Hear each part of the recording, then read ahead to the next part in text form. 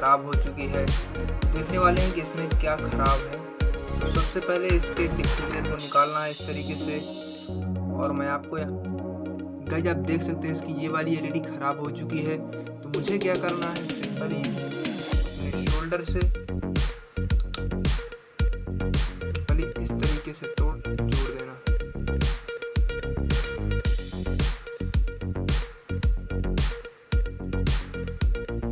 तो गाइस आप देख सकते हैं कि मैंने इसे सोल्ड कर दिया है इस तरीके से। और इसे सोल्ड करने के बाद अब इसे इस तरीके से फिर से लगा देना है।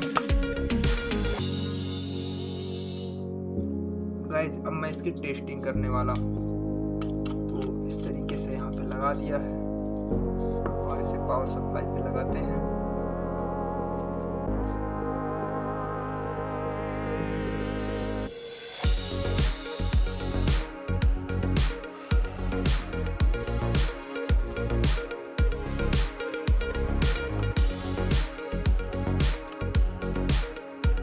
गाइस आप देख सकते हो